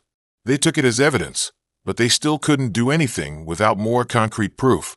They said they would increase patrols in my neighborhood, but that was all they could offer. I felt completely helpless. I was living in a constant state of fear, knowing that someone was stalking me, invading my privacy, and there was nothing I could do to stop them. I ended up moving. I packed up my life and moved to a different city, a different state, starting over from scratch. I changed my name, deleted all my social media accounts, and cut off contact with everyone I knew. I essentially disappeared. It's been years since that happened, and I still live with the fear. I'm always looking over my shoulder, always wondering if he's still out there, still watching. This experience completely changed how I view safety. Before, I was naive, trusting, believing that bad things only happen to other people. Now, I know that danger can come from anywhere, even from something as seemingly harmless as a Tinder date. I learned that trusting your gut is crucial. If something feels wrong, it probably is. Don't ignore those red flags, no matter how small they may seem. I also learned the importance of being proactive about your own safety. Install security systems, tell people where you're going, and be aware of your surroundings. It's not paranoia, it's self-preservation. And most importantly, I learned that sometimes the scariest monsters aren't the ones hiding in the shadows, but the ones who look perfectly normal, the ones you invite into your life willingly, the ones you meet on Tinder. I haven't used the app since, or any dating app for that matter. It's not worth the risk. I see people on dates now. I hope they have protection and stay safe. I wouldn't want what happened to me to happen to anyone else. It wasn't a pleasant experience. Dating apps are dangerous in my opinion. This is why I avoid them now. If I hadn't trusted my instincts that day, I might not be here to write this. That's not hyperbole. It's the terrifying truth I've come to accept after nearly 2 years of therapy and a lot of sleepless nights. It all started like any other Tinder match. A cute guy, decent profile, seemingly normal conversations. His name was Liam, and he was a graphic designer, or so he said. We chatted for a few days, mostly about our favorite movies and music. He was witty and engaging, and honestly, I was looking for a distraction. I had just gone through a rough breakup, and the idea of a casual fling was appealing. We made plans to meet for coffee on a Saturday afternoon. He suggested a cafe a little outside of town, which I thought was odd, but he explained that it was his favorite place, and the coffee was amazing. I looked it up, and it had good reviews, so I brushed aside my initial hesitation. The day of the date, I got ready with a mix of excitement and nerves. I put on my favorite jeans and a cute top, trying to strike the right balance between casual and attractive. As I was about to leave, I had this sudden, overwhelming feeling that something was wrong. My gut was screaming at me to cancel, to stay home, to do anything but go on that date. But I ignored it. I told myself I was being paranoid, that I needed to get out of the house and stop dwelling on my ex. The cafe was even more secluded than I had imagined. It was tucked away on a quiet street, surrounded by trees. It wasn't necessarily creepy, but it definitely had an isolated vibe. When I walked in, Liam was already there, sitting at a table in the corner. He stood up when he saw me and gave me a warm smile. He was even more attractive in person, with piercing blue eyes and a charming demeanor. We ordered our coffee, and the conversation flowed easily. He was funny and attentive, and I started to relax. Maybe I was just being overly cautious, I thought. Maybe this was actually going to be a good date. But then, things started to get weird. He started asking me personal questions, probing into my past relationships, my family, my living situation. It wasn't just innocent curiosity. It felt like he was trying to gather information, to piece something together. I tried to steer the conversation to lighter topics, but he kept bringing it back to my personal life. Then, he asked me about my apartment. He wanted to know where it was located, what kind of security it had, if I lived alone. I started to feel uneasy again. I gave him vague answers, trying not to reveal too much. He didn't seem to notice my reluctance, or maybe he just didn't care. As we were finishing our coffee, he suggested we go for a walk in the woods behind the cafe. He said there was a beautiful trail, and it would be a nice way to spend the afternoon. This time, my instincts were screaming at me. I knew I shouldn't go, but I didn't want to seem rude. I made up an excuse, saying I had another appointment I needed to get to. He seemed disappointed, but didn't push it. We said our goodbyes, and I practically ran out of the cafe. As I drove away, I couldn't shake the feeling that I had just dodged a bullet. I decided to do some more research on Liam. I started with a simple Google search, but nothing came up. No social media profiles, no professional websites, nothing. It was like he didn't exist. That's when I got really scared. I went back to Tinder and tried to find his profile, but it was gone. He had unmatched me. I felt like I was in a bad movie. I spent the rest of the day locked in my apartment, jumping at every sound. I couldn't shake the feeling that I was being watched. The next day, I went to the police. I told them everything that had happened, but they didn't seem to take me seriously. They said there was no evidence of any crime, and I was probably just being paranoid. They took my statement, but I could tell they didn't think much of it. Feeling frustrated and vulnerable, I decided to take matters into my own hands. I started digging deeper, trying to find any information about Liam. I scoured online forums, searched through public records, anything I could think of. After days of relentless searching, I finally found something. A news article from a few years ago about a missing woman. Her name was Sarah, and she had disappeared after going on a date with a man she met online. The article included a sketch of the suspect, based on descriptions from Sarah's friends. The sketch was eerily similar to Liam. I immediately contacted the police again, this time armed with concrete evidence. They finally took me seriously and reopened Sarah's case. They launched a full-scale investigation, and within a few weeks, they found Liam. His real name was David, and he was a serial predator with a history of violence against women. He had been using fake profiles on dating apps to lure his victims. They arrested him, and he was eventually convicted of Sarah's murder and several other crimes. I testified at his trial, sharing my story and helping to bring him to justice. It was a difficult and traumatic experience, but I knew it was the right thing to do. Looking back, I shudder to think what might have happened if I had ignored my instincts that day. If I had gone for that walk in the woods, I might have become another victim. I learned a valuable lesson about trusting my gut and being cautious when meeting people online. I'm still haunted by what happened, but I'm also grateful to be alive. I've become an advocate for online safety, sharing my story to help others avoid similar situations. I'll never forget Liam, or David, or whatever his real name was. He's a reminder of the darkness that exists in the world, but also of the importance of trusting your instincts and fighting for your own safety. I'll never forget the feeling of dread when I saw his profile pop up again. I had meticulously blocked him months ago, scrubbing him from my digital life as much as one can in this hyper-connected age. But there he was, smiling that same disarming smile, in a different city, with a slightly altered bio. It was like a ghost had rematerialized, a digital haunting that sent a shiver down my spine. My Tinder journey had started, like so many others, with a mixture of boredom and optimism. Fresh out of a long-term relationship, I was looking for a distraction, a connection, something to fill the void. The app felt like a playground of possibilities, a curated catalog of potential partners at my fingertips. I swiped with abandon, matching with guys who seemed interesting, engaging in witty banter, and occasionally, venturing out on actual dates. Most of these encounters were unremarkable, fleeting moments of connection that quickly faded into the ether. But then there was Liam. Liam was different from the start. His profile was thoughtful and engaging, showcasing a genuine interest in art, literature, and hiking, all things I genuinely enjoyed. Our initial conversations flowed effortlessly, punctuated by witty remarks and shared observations. He was charming, intelligent, and seemed genuinely interested in getting to know me.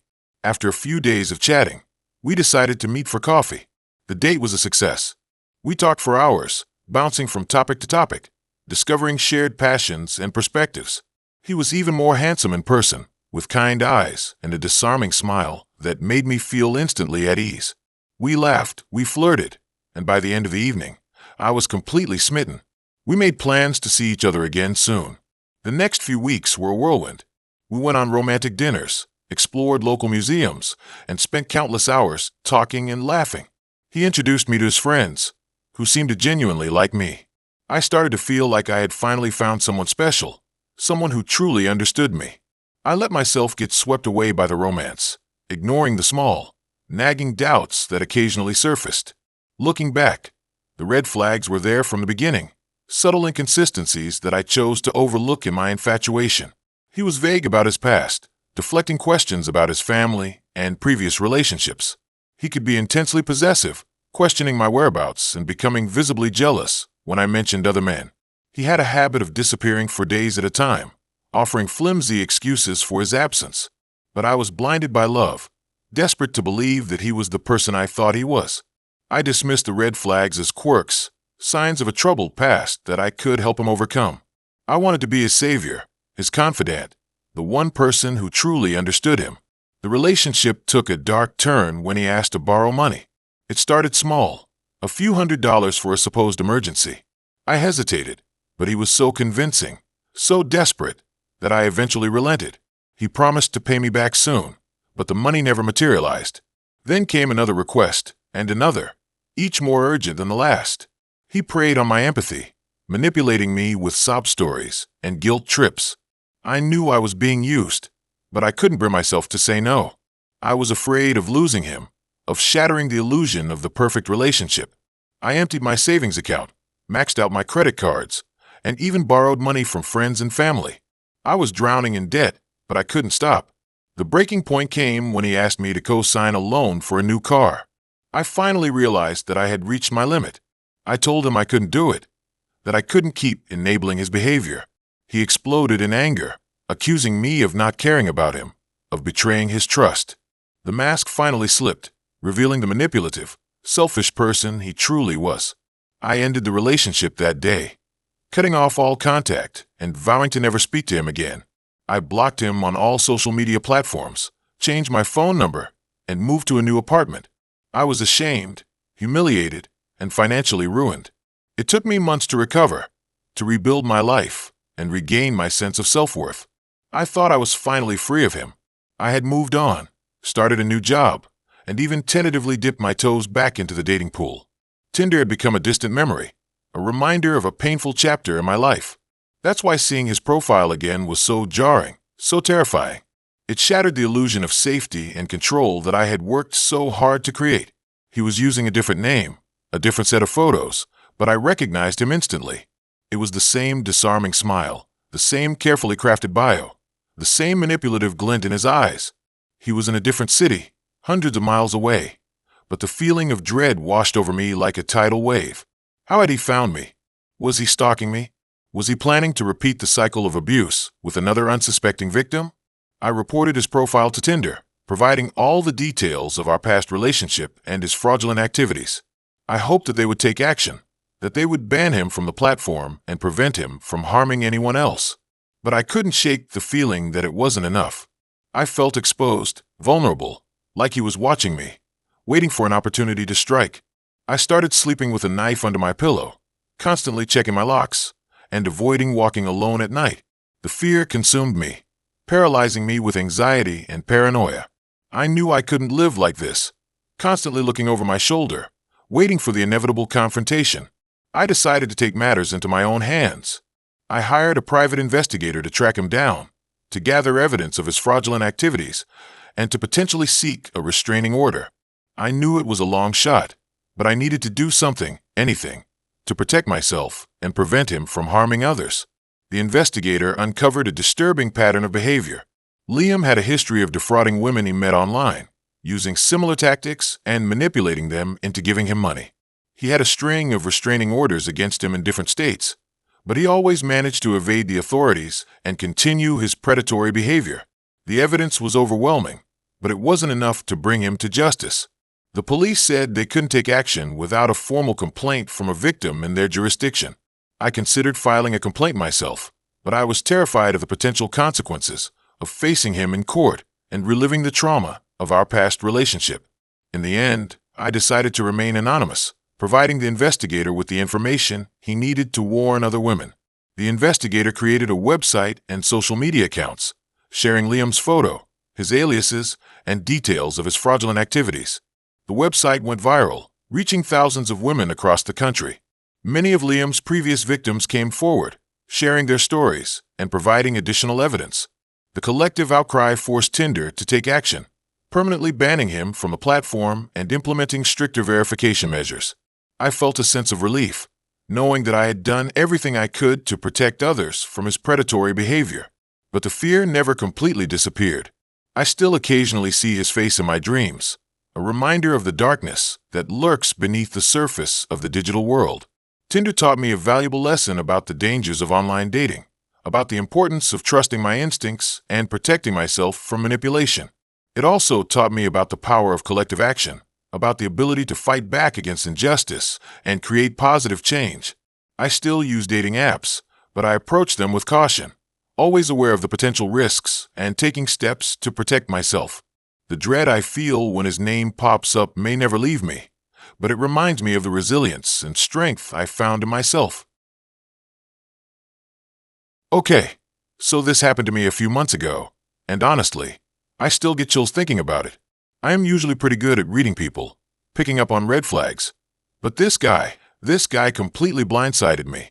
I'd been on Tinder for a while, just casually swiping, not really looking for anything serious.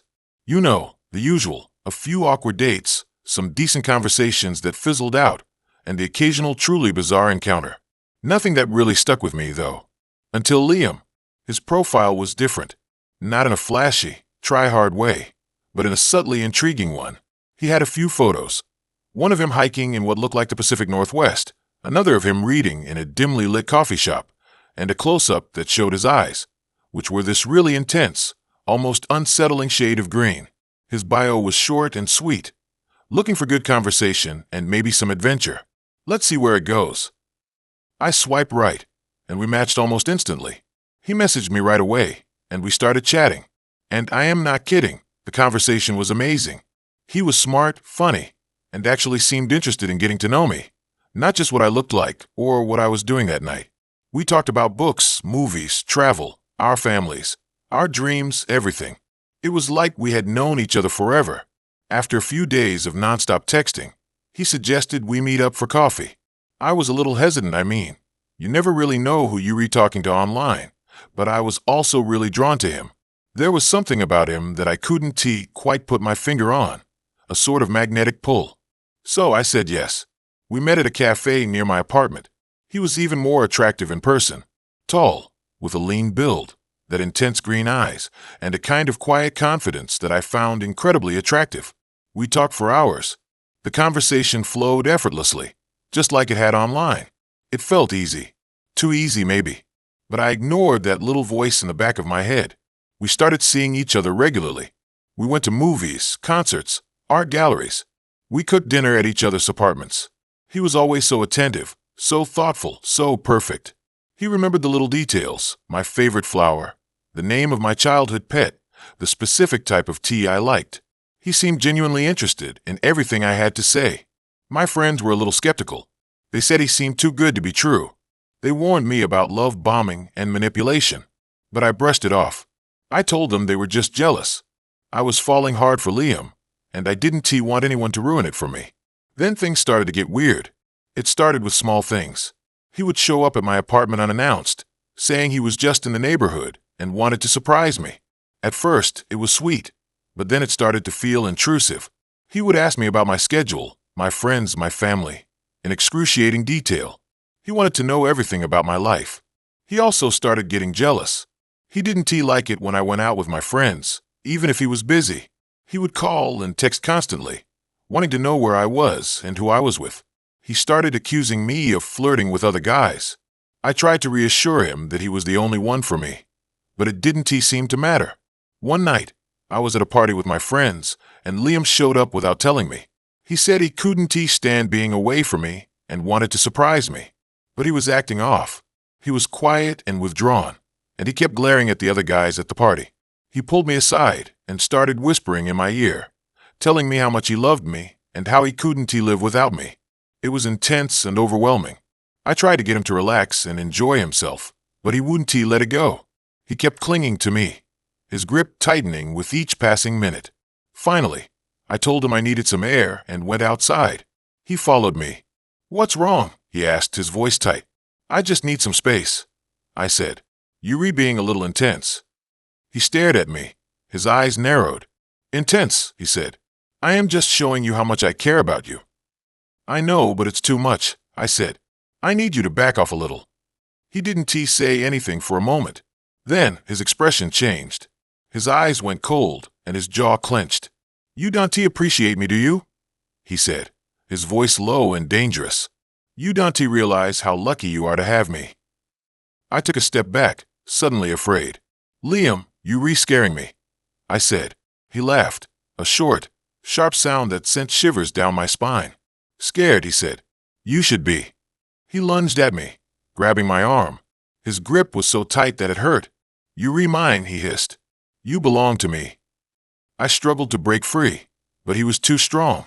He dragged me toward his car, his grip tightening with each step. I started screaming. Luckily, someone heard me. A couple of guys from the party came running outside and pulled Liam off of me. He didn't put up much of a fight. He just stood there, staring at me with those cold, empty eyes. The guys called the police, and they took Liam into custody. I found out later that he had a history of stalking and harassment. He had been arrested several times for similar incidents. He was a danger to women. I was terrified. I filed a restraining order against him and moved out of my apartment. I changed my number and deleted all my social media accounts. I was afraid he would find me again. It's been a few months now, and I haven't heard from him. I am still scared, though.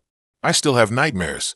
I don't think I'll ever be able to trust someone completely again. Tinder's a dangerous place. You never really know who you're talking to. Be careful. Protect yourself. And if something feels wrong, trust your gut. Don't ignore the red flags. It could save your life. Looking back on it, I realized there were a few things I had missed. He always wanted to walk on the street closest to the buildings. I always thought it was weird, but now I know it was because he was trying to protect me from cars. He told me once that he had been in therapy when he was younger. I should have asked more questions, but I was so blinded by the attention that I didn't think to dig deeper. I truly regret letting this happen to me. Don't make the same mistake I did. I met Sarah on Tinder in January. It was the dead of winter, the kind that makes you want to burrow under a blanket and never come out. I was scrolling through, half-heartedly swiping right, trying to ward off the seasonal blues. Her profile stood out, not in a flashy, attention-grabbing way, but in a quiet, unassuming one.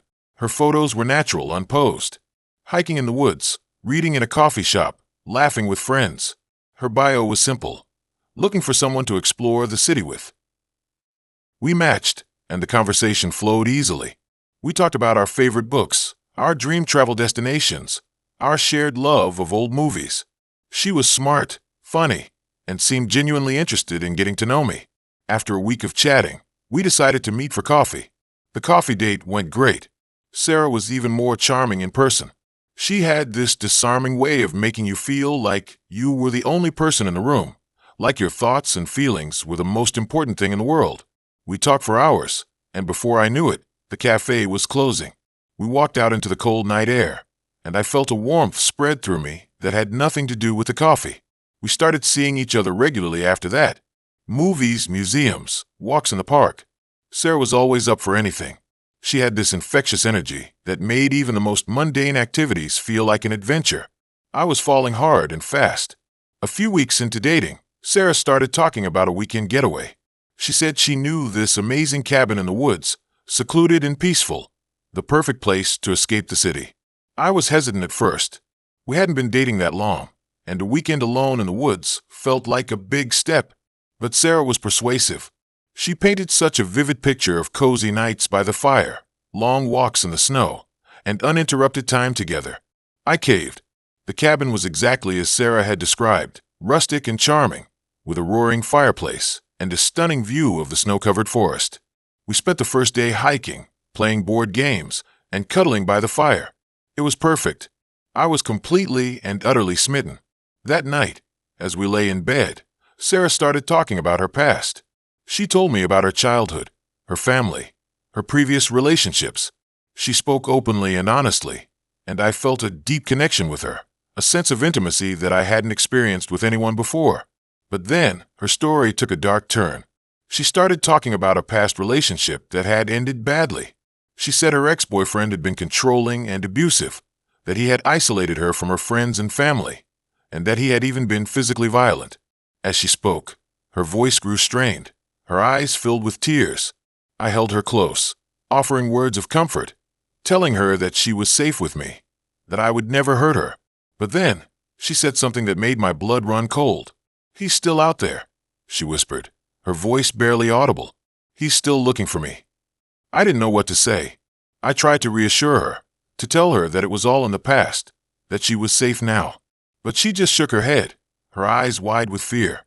"You don't understand," she said. "He'll never let me go." The rest of the night was sleepless. Sarah tossed and turned, muttering in her sleep. I lay awake, listening to her, my mind racing. Who was this ex-boyfriend? Why was she so afraid of him? And why did she tell me all this now? The next morning, Sarah seemed different. She was quiet and withdrawn, avoiding eye contact. I tried to talk to her about what she had said the night before, but she brushed it off, saying it was just a bad dream. We spent the day in silence, the tension between us palpable. I wanted to leave, to go back to the city, to get away from this strange, unsettling atmosphere. But I didn't know how to say it without hurting Sarah. As darkness fell, the cabin seemed to grow smaller, more claustrophobic. The wind howled outside, rattling the windows and shaking the walls. I felt a growing sense of dread, a feeling that something terrible was about to happen. After dinner, Sarah suggested we play a game of cards. I reluctantly agreed, hoping it would lighten the mood. But as we played, I couldn't shake the feeling that I was being watched. I kept glancing at the windows, half expecting to see someone staring back at me. Suddenly, the lights went out. The cabin was plunged into darkness. Sarah gasped, her hand reaching for mine. "What was that?" she whispered. "Probably just a power outage," I said, trying to sound reassuring, though my own heart was pounding in my chest. I fumbled for my phone, turning on the flashlight. The beam of light danced across the room, illuminating the shadows. Sarah huddled close to me, her body trembling. "I don't like this," she said. "I want to go home." "We will," I said, "just as soon as the power comes back on." But the power didn't come back on. The minutes stretched into hours, and the darkness seemed to grow thicker, more oppressive. The wind continued to howl, and the cabin creaked and groaned around us. Suddenly, we heard a noise outside, a scratching sound coming from the front door. Sarah screamed, burying her face in my chest. "What is that?" she cried. I didn't know. I grabbed the poker from the fireplace, holding it in front of me like a weapon. I slowly approached the door, my heart pounding in my ears. The scratching grew louder, more insistent. It sounded like someone was trying to break in. I reached for the doorknob, my hand trembling. "Who's there?" I shouted, my voice cracking. There was no answer. The scratching continued, louder and louder, until finally, the door burst open. A figure stood silhouetted in the doorway, blocking out the light. I couldn't see their face, but I could feel their presence, a dark and menacing energy that filled the room. Sarah screamed again, her body convulsing in my arms. The figure took a step forward, and I raised the poker, ready to defend us. But then, the figure spoke. "Sarah," the voice said, "is that you?" It was a man's voice, deep and gravelly, and it sounded familiar. The figure stepped into the light, and I gasped. It was her ex-boyfriend, the one she had told me about the night before, the one she was so afraid of. He looked even worse than I had imagined. His face was gaunt and pale, his eyes wild and bloodshot. His clothes were torn and dirty, and he smelled of sweat and desperation. "What are you doing here?" Sarah whispered, her voice barely audible. "I've been looking for you," he said, his eyes fixed on her. "I knew you couldn't stay away from me." He took another step forward, and I lunged at him, swinging the poker with all my might. It connected with his head, and he stumbled backward, falling to the ground. I stood over him, panting, the poker still raised in my hand. He lay motionless on the floor, his eyes closed. I didn't know if he was dead or just unconscious. Sarah ran to my side, her face white with fear. "We have to get out of here," she said. "He'll kill us if he wakes up." We grabbed our coats and ran out of the cabin, into the dark and freezing night. We didn't know where we were going, but we knew we had to get away. We ran through the woods, stumbling and falling, the wind whipping around us. We could hear him behind us, crashing through the trees, his footsteps growing closer. We finally reached the main road and flagged down a passing car. We told the driver what had happened, and he drove us to the nearest police station. We spent the rest of the night answering questions, recounting the events of the past few days.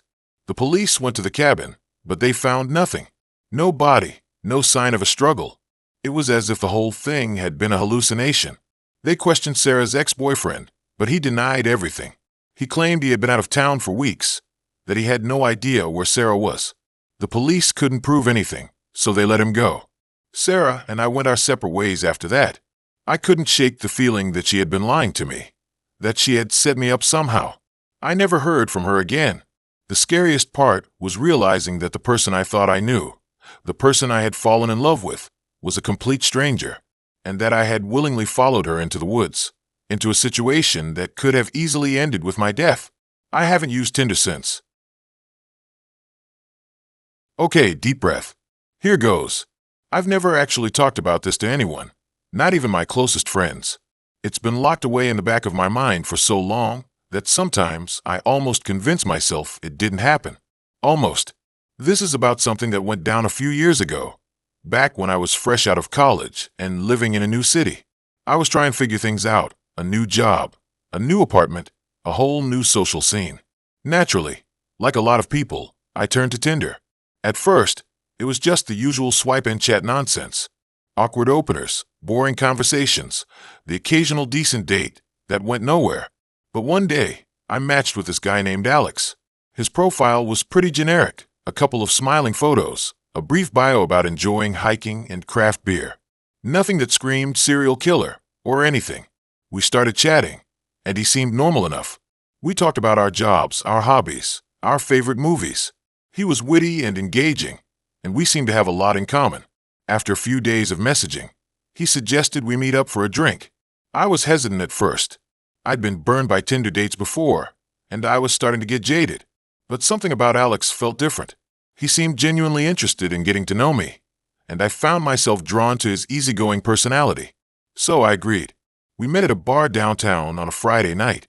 He was exactly as he appeared in his photos, tall, with dark hair and a friendly smile. We talked for hours, and the conversation flowed effortlessly.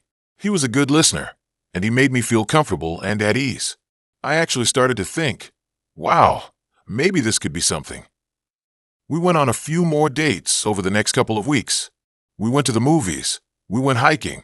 We even cooked dinner at my apartment one night. Things were progressing quickly, but it felt natural. He was charming, attentive, and seemed genuinely into me. I was starting to fall for him, hard. That's when the first red flag popped up. One night, after we'd been seeing each other for about a month, he mentioned something about my building that struck me as odd. He described the layout of my apartment complex in detail, including the location of the security cameras and the emergency exits. I hadn't told him any of that information.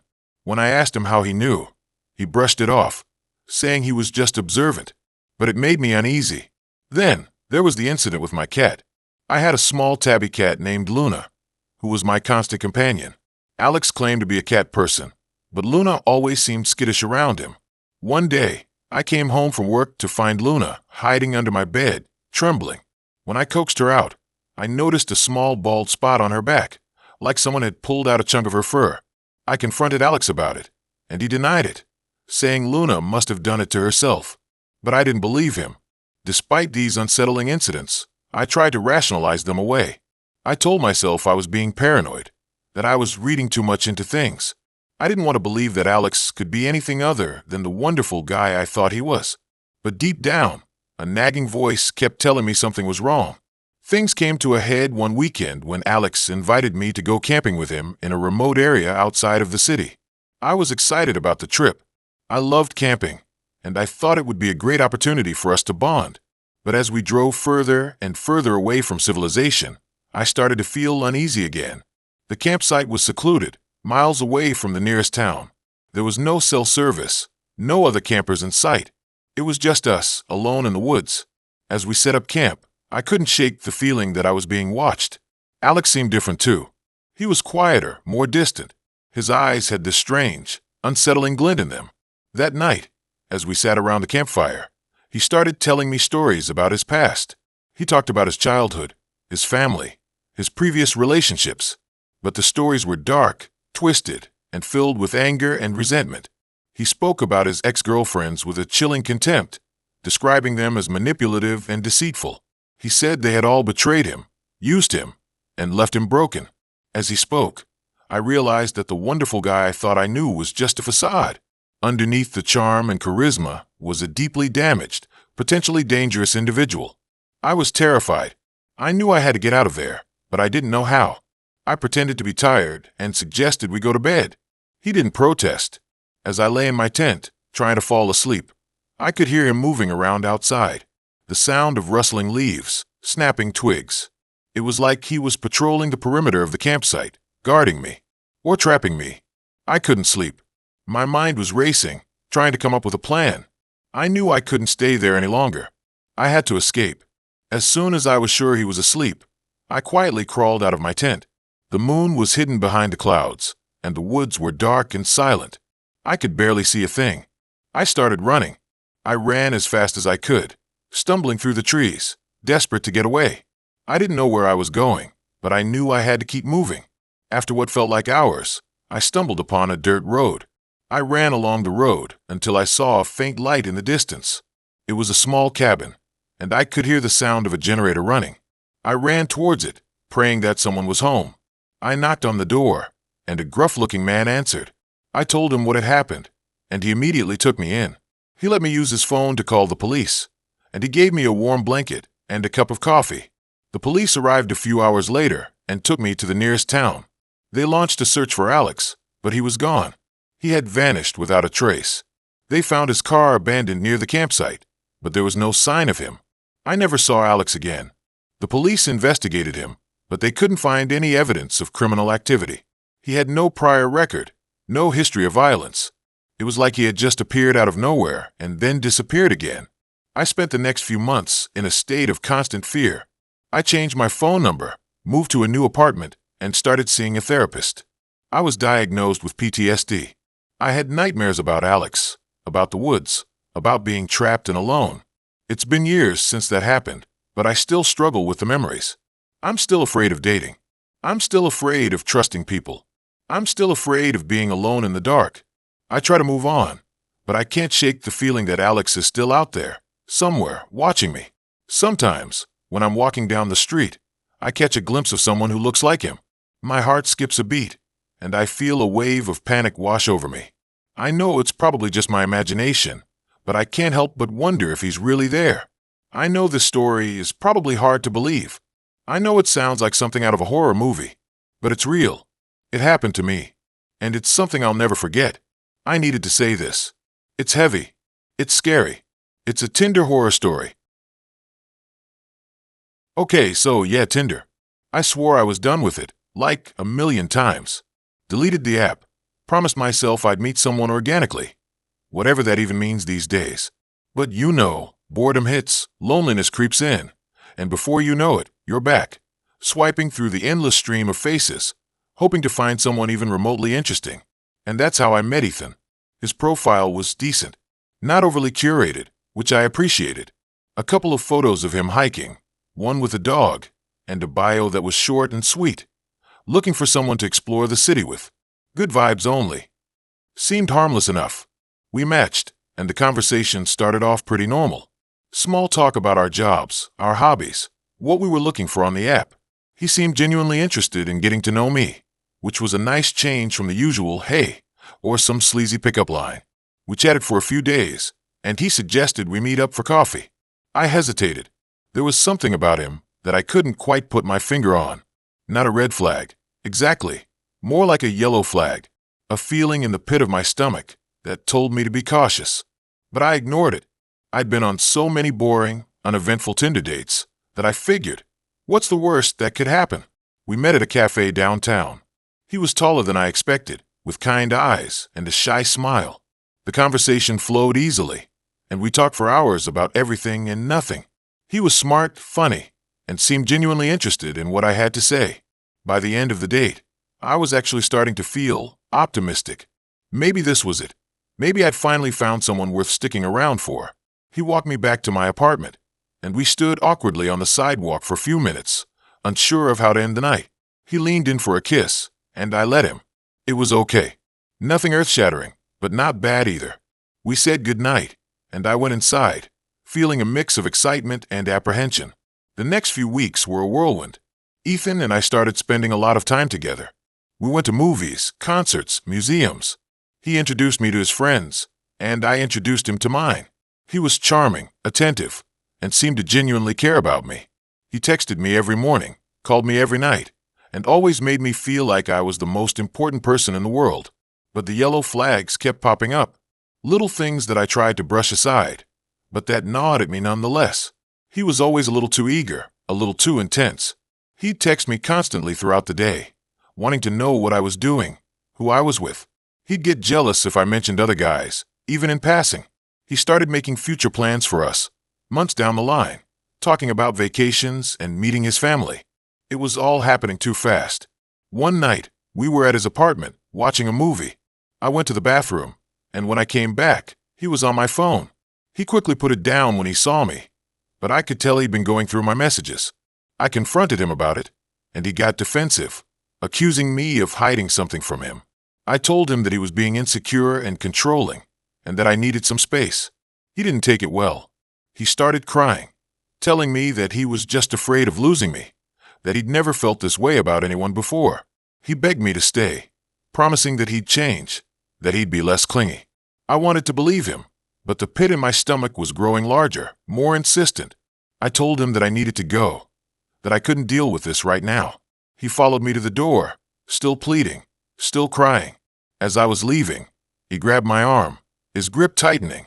"Don't leave me," he said, his voice cracking. "I need you." I pulled my arm away, feeling a surge of panic. "You're hurting me," I said, my voice trembling.